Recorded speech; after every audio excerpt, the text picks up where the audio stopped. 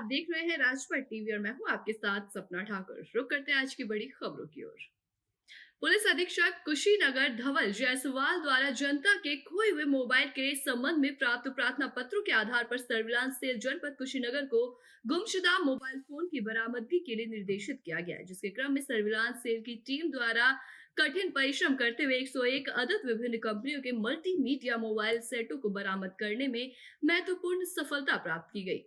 बरामद किए गए मोबाइल सेटों की लगभग कीमत 20 लाख रुपए है। बरामद मोबाइल सेटों को पुलिस अधीक्षक महोदय द्वारा 3 जनवरी 2023 को पुलिस कार्यालय में सभागार में उनके स्वामियों को दिया गया। अंतर्गत सर्विलांस टीम ने एक सराहनीय कार्य करते हुए विगत एक वर्ष के दौरान जो अलग अलग जगहों से मोबाइल गायब हुए थे या चोरी हुए थे उनकी बरामदगी की है।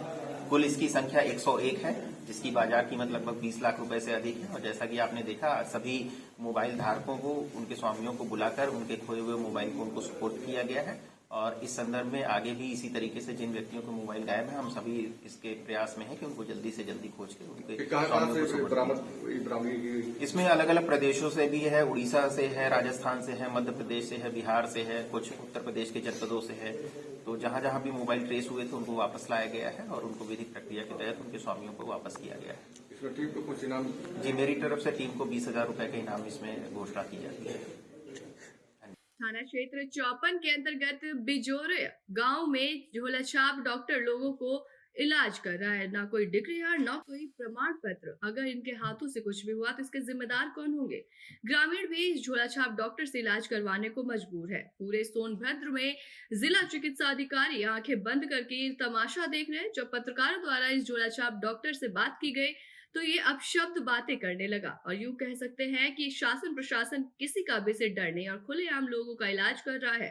ये लापरवाही किसी बड़ी घटना को दावत दे रही है, या यूं कहे कि ये सब मिली भगत से ही खेल चल रहा है। क्या नाम पड़ेगा सर आपका? अब नाम क्या जी, मतलब क्लिनिक वाले इतने अपराध कर रहे हैं। क्लिनिक अगर गांव में किसी को साधारण लोगों का प्राथमिक उपचार कर रहे हैं तो आप नाम बताइए। नाम बताइए ना भैया, हम नाम पूछा जा रहा है, आपको मारा गरिया थोड़ा नहीं जा रहा है। आप नाम बताइए ना, नाम बताइए। आप डिग्री लिए हैं? प्राथमिक कौन सी डिग्री है? डिग्री क्या है? डिग्री क्या है? प्राथमिक उपचार आदमी कर रहा है, न्यूज में डालिए जो डालना हो आपको। तो हम तो डलबे पूछा जा रहा है, उसको बताइए आप ना। डिग्री है आपके पास कि नहीं है बताइए। कौन सी डिग्री है? लगाना है तो लगा दीजिए ना। हम तो लगा ही बता ले रहे हैं। बस हो गया, जो लगाना लगा दीजिए, हो गया। आप ट्रीटमेंट कर रहे हैं, आप पानी चढ़ा रहे हैं, सुई लगा रहे हैं, क्या आपके पास है कोई?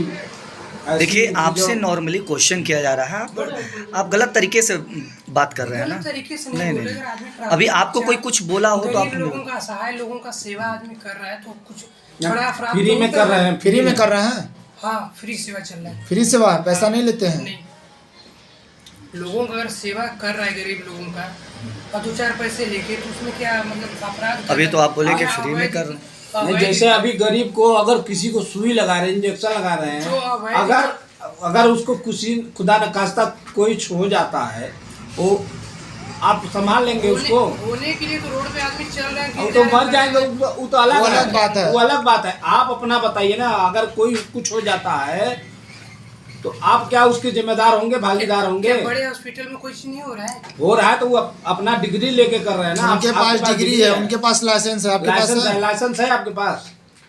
आपने लाइसेंस बनवाया है?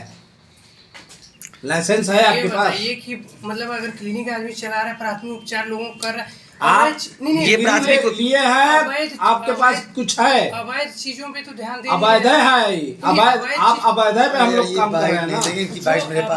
बसपा सांसद फजलुर रहमान से सहारनपुर स्थित 2 आवासों पर हरोड़ा स्थित मीट फैक्ट्री के अलावा बर्था कोसरी स्थित स्टोन प्रेसर लिंक रोड स्थित खनन से जुड़े कार्यालय और दिल्ली स्थित आवास और पंजाब स्थित मीट फैक्ट्री पर इनकम टैक्स की टीमों ने एक साथ रेड की है।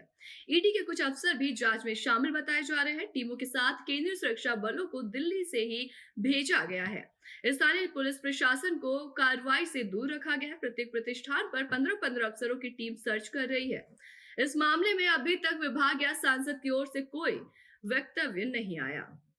वहीं श्रीकेश ने जन्मभूमि और शाही ईदगाह मस्जिद जमीनी विवाद में अखिल भारत हिंदू महासभा के कोर्ट में एक और प्रार्थना पत्र दिया। हिंदू महासभा ने न्यायालय तृतीय सीनियर डिवीजन कोर्ट में प्रार्थना पत्र दिया। हिंदू महासभा ने अमीनी निरीक्षण के समय अमीन के साथ आर्कियोलॉजिकल सर्वे ऑफ इंडिया की टीम को रखने की भी मांग की है। मांग पत्र में मस्जिद के अंदर मौजूद पत्थर और कलाकृतियों के पत्थर की आयु की सही जानकारी और सुझाव देने की अपील की। हिंदू सभा के दिनेश शर्मा ने कोर्ट से आर्कियोलॉजिकल सर्वे ऑफ इंडिया की टीम के साथ निरीक्षण होने की बात कही। आज आपने कोर्ट में एक प्रार्थना पत्र लगाया है, क्या रहा आज?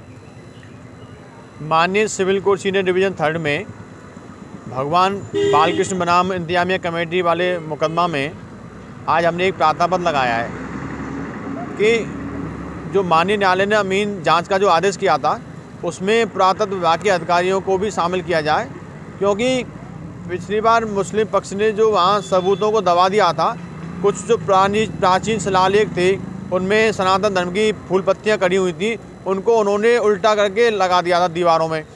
तो पुरातत्व विभाग के अधिकारी उन सभी प्राचीन साक्ष्यों को अवलोकन करके सरकारी अमीन साहब के लिए स्पष्ट कर सकते हैं कि इस पत्थर की आयु कितनी है और जो प्राचीन साक्ष्य कहाँ दबे हुए हैं।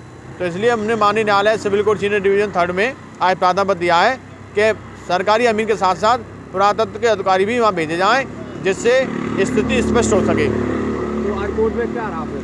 तो आज माननीय न्यायालय ने मथुरा के वृंदावन में स्थित विश्व प्रसिद्ध बांके बिहारी मंदिर के आसपास जल्द कॉरिडोर बनाया जाएगा। चर्चा है कि कॉरिडोर बनाए जाने की कवायद जल्द शुरू हो सकती है।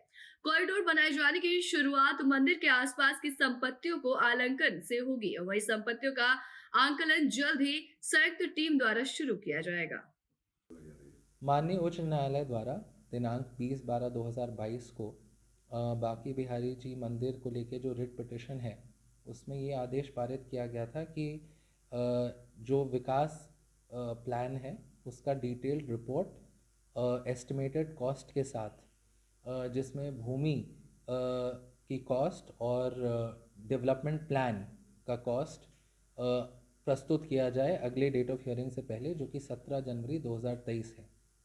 इसी क्रम में जिलाधिकारी मथुरा ने 25 दिसंबर 2022 को एक 8 सदस्यीय समिति का गठन किया, जिसके अध्यक्ष मैं नगर आयुक्त मथुरा वृंदावन है एवं 7 अन्य अधिकारी गण हैं इसमें। और माननीय उच्च न्यायालय का आदेश जिसमें ये लिखा है कि detailed report with estimated cost, जिसमें लैंड कॉस्ट और डेवलपमेंट प्लान दोनों इंक्लूडेड है। इसके लिए हमने सर्वे का काम चालू कर दिया है। ये सर्वे कम से लगता है मुझे कि 3 से 4 दिन इसमें समय लगेगा। सर्वे में 4 टीम्स बनाई गई हैं सर्वे के लिए, जिसमें इंजीनियर्स भी हैं, लेखपाल भी हैं, सब रजिस्ट्रार भी हैं और पुलिसकर्मी भी हैं। और ये पूर्ण सर्वे करके इसी सप्ताह के अंत तक पूरी समिति अपना रिपोर्ट माननीय जिलाधिकारी के द्वारा माननीय उच्च न्यायालय को प्रेषित करेगी। देखिए, अभी तक अधिग्रहण की बात तो कहीं कोर्ट के ऑर्डर में आया नहीं है। ये सर्वे सिर्फ क्या ज़मीन है जिसको हमने आइडेंटिफाई किया है विकास के लिए, बिहारी जी के आसपास के विकास के लिए, उसी का एक असेसमेंट है। अधिग्रहण की बात अभी कहीं कोर्ट के ऑर्डर में है नहीं। बस लैंड का असेसमेंट और उसके अलावा जो डेवलपमेंट प्लान, जो प्रपोज प्लान है, इसके लिए समिति का गठन हुआ है और यही हमारे मैंडेट है और इस पर हम काम करेंगे। सर, अगर बात करें तो किस तरीके का विकास होगा? यात्रियों, दर्शनार्थियों, परिक्रमार्थियों की सुविधा के लिए जो भी बेहतर विकास किया जा सकता है बिहारी जी मंदिर के आसपास, उसी को विचारते हुए हम इसका विकास का प्लान प्रस्तुत करेंगे। खबर मैनपुरी से है, जहां तस्करी को 300 कछुआ पुलिस ने बरामद किए हैं। कछुआ तस्करों की तलाश में पुलिस जुटी हुई थी। बरामद कछुए वन विभाग को सौंप दिए गए। थाना घिरौर पुलिस को ये बड़ी सफलता मिली। और किस तरीके की सफलता हाथ लगी? मैनपुरी जनपद के घिरौर थाना में आज लगभग 300 कछुए बरामद हुए हैं। ये दुर्लभ प्रजाति के कछुए हैं जिन्हें एक जगह एकत्रित किया जा रहा था और ऐसा पता चल रहा था कि लोगों से कि ये दूर तक इसकी अवैध ढंग से शिकार करके इस सप्लाई करते हैं। इस संबंध में 2 लोगों का नाम प्रकाश में आया है जिनकी तलाश की जा रही है और इस पूरे गैंग के बारे में जानकारी संकलित किया जा रहा है। तदनुसार जो भी प्रकाश में आएंगे उनके विरुद्ध कठोर कार्रवाई की जाएगी। कछुओं को वन विभाग को दे दिया गया है जिससे कि उसमें अग्रिम कार्रवाई कर सके। अयोध्या के हनुमानगढ़ी महंत राजू दास राहुल गांधी भारत जोड़ो यात्रा के विषय पर बोले। महंत राजू दास ने कहा कि ये भी कहा जा सकता है कि जिस प्रकार अपने मंच पर अपने बहन को गले लगाए ये सनातन धर्म के खिलाफ है, ऐसा उचित नहीं था करना। महंत जी बोले कि ये वही कांग्रेस पार्टी है जो राम को इतने दिनों से टेंट में रख रहे हैं। इनका भारत जोड़ो यात्रा की बात बोले कि अयोध्या हनुमानगढ़ी ने की एक सरासर गलत है, हम कह सकते हैं। राहुल गांधी जी की यात्रा भारत जोड़ो उत्तर प्रदेश पहुंचा। उत्तर प्रदेश पहुंचे और सार्वजनिक मंच पे जिस प्रकार से उन्होंने अपने बहन को गले लगाया, चूमा, यह सनातन पद्धति, सनातन परंपरा में ऐसी व्यवस्था नहीं है। नंबर 1। नंबर 2, भारत जोड़ो यात्रा आपने नाम दिया है तो क्या अभी तक आपके बाप, आपके दादा, आपकी दादी भारत तोड़ के रखे थे क्या? क्या भारत टूटा हुआ था क्या जो आप भारत जोड़ो यात्रा की बात करो? और कुछ संतों ने आपको बधाई संदेश भेजा है अयोध्या से।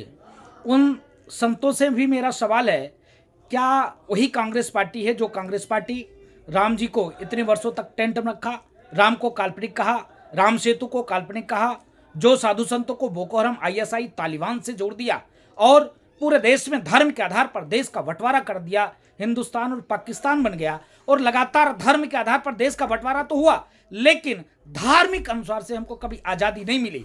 जिस प्रकार से हमको शोषित, वंचित, दबे कुचले के तौर पर दबाया गया, ये देश और दुनिया इस चीज़ को जानती है। सनातन प्रेमी सारे इस चीज़ को जानते हैं। जिस प्रकार से हमको सम्मान मिलना चाहिए था, जिस प्रकार से सनातन प्रेमियों को सहयोग मिलना चाहिए था, जिस प्रकार से सनातनियों को धार्मिक स्वतंत्रता मिलनी चाहिए था, कभी नहीं मिली, लगातार नहीं मिली, हमको दबाया गया।